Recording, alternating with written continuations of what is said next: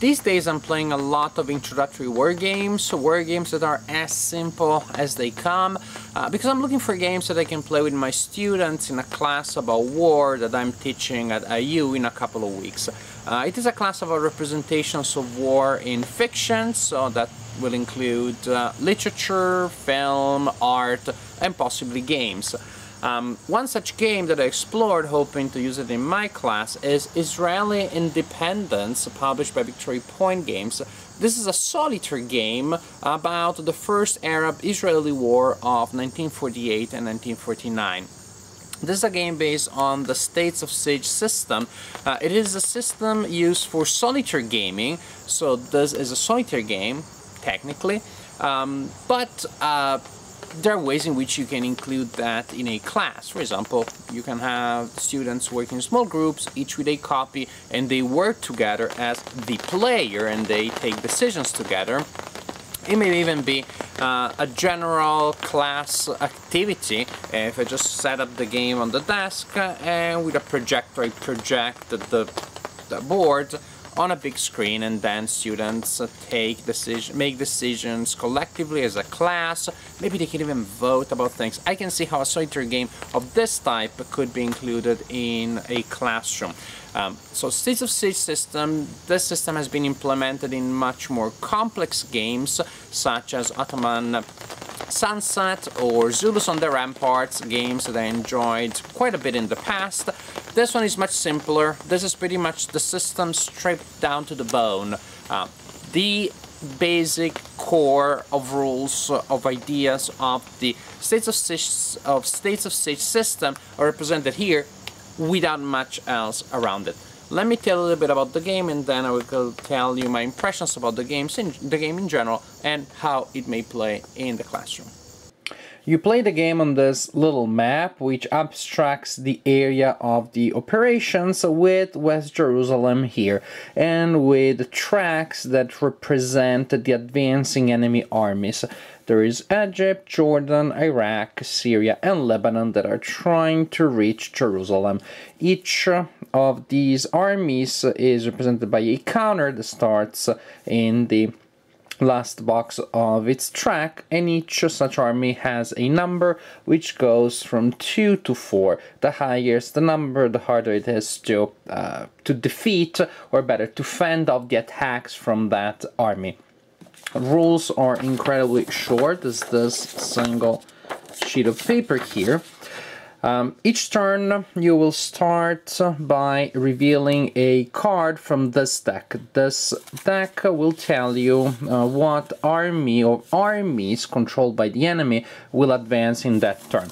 So you will simply turn the first card and you will read the description and the top phases. Sometimes it may just be a single army advances, multiple armies like Egypt and Syria, and when you have an indication of this type, you simply move the indicated army, Egypt and Syria, army or armies, by one box on its track towards the central area.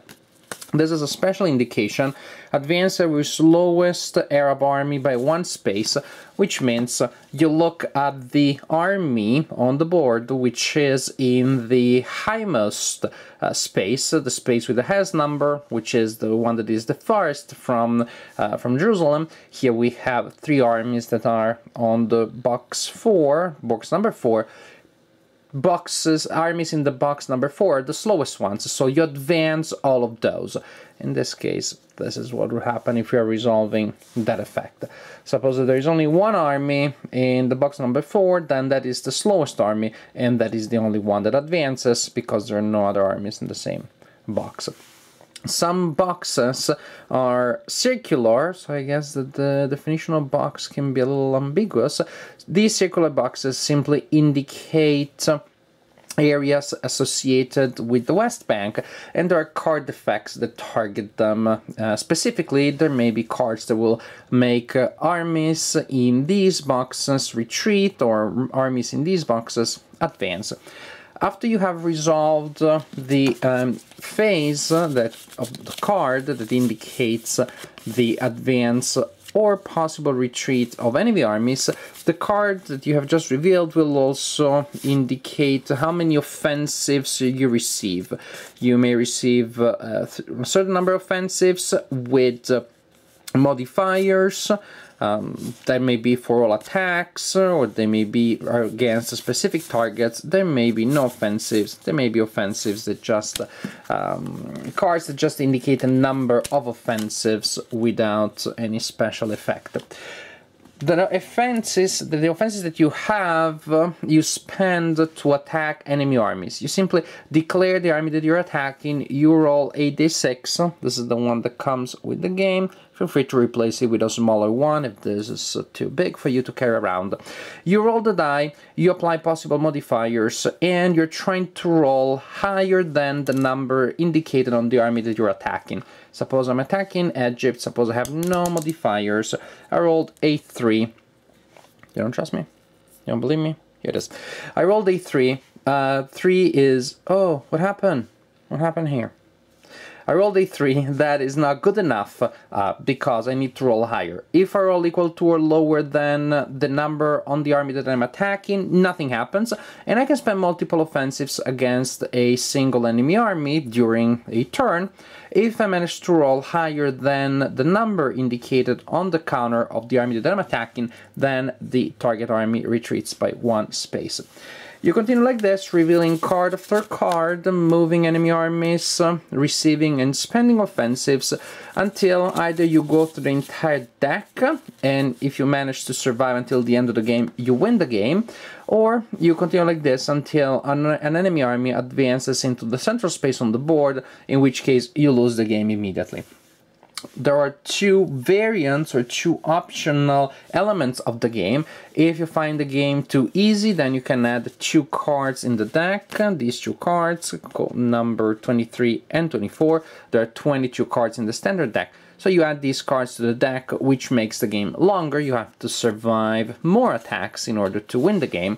If the game is too hard, then you can use these counters here. These 3 counters are called Israeli offensive tokens, counters. Simply, you spend them. You can only spend them once per game. You can spend each of them once per game. You spend them to receive extra offensives, which then you resolve by rolling dice. Now, this really is simplicity itself. It doesn't get any simpler. If you remove anything from such an economic design, I do not know that you even have a game anymore. You just have a piece of paper with a strange looking map with numbers and boxes. It can't get any simpler than this, which means that the game does not have nearly as much historical flavor as other games in the system, such as Ottoman Sunset, Habsburg Eclipse,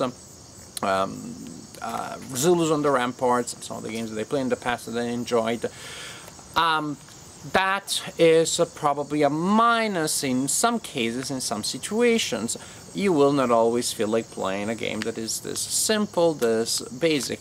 On the other hand, even if you're not using the game for pedagogical purposes, you're not introducing new players to wargaming, you're not using the game in a classroom, there's still a use for the average wargamer as a light diversion. This is a game that sets up very easily. You do not have many small pieces that are used for specific functions that are not in here anyway.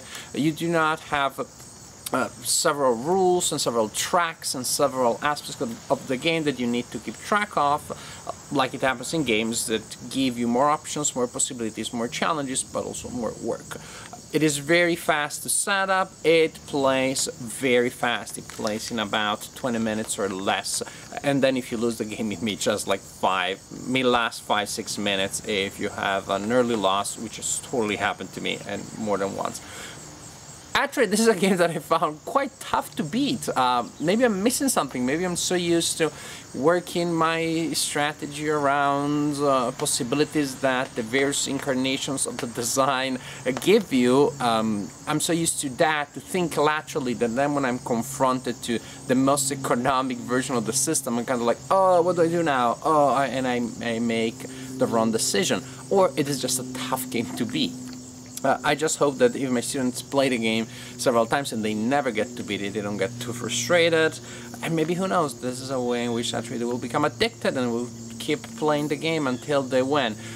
I think that this is a game that can be used in the classroom. It is so simple to explain, to teach, that even if I'm teaching it to students that never played any game more complex than Monopoly, they still should get it. They should be able to get it. They can work together to make decisions, and I like that aspect. You do not have the confrontation student versus student, or if I'm playing one of the two sides, student versus professor. It is in a sense a cooperative game. It is about an individual or a group working against an AI, so you can have that sense of commonly shared satisfaction if you win, or you have an immediate support group if you feel sad because you lost the game. So I think this is definitely going to work in my class, and I'm definitely going to include it in the class about war that I'm teaching soon. As for you, the viewer who are watching this video, are you looking for a game to use in a classroom? I think this is good. Maybe you want to talk about the specific historical situation, then I think you can have a better starting point to get the students get a sense of the historical events. Even though things may not play out historically, at least they get to see the type of challenges, the type of geographical, cultural aspects that played into the historical events. When you're playing a game about an event, if the game is historically accurate, you always get to learn a lot about the event, even if the game, the events in the game did not play out in the way in which things happen historically. If you're just playing the game for yourself, this may not, is not likely to be your favorite state of siege system game. Probably other ones will be more appealing. I don't think it's going to be replaced by your favorite one. I don't think it's going to be replaced by this one. Even if you're new to wargaming, you may not need this one. If you try other ones, even more complex, they're still perfectly manageable. If you really want a learning curve which is not steep at all, it's almost flat, then if you're teaching wargaming to yourself, go ahead, by all means. This is a good tool. I know that you need it, but why not? Maybe you want it nevertheless, and it is your right. As an experienced wargamer, as you may be, should you get this game? Maybe not. If sometimes you feel like playing a game of this type, you do not have much time, you want something that sets up quickly and plays quickly and still presents you with a challenge, then Israel Independence definitely could be a good option for you.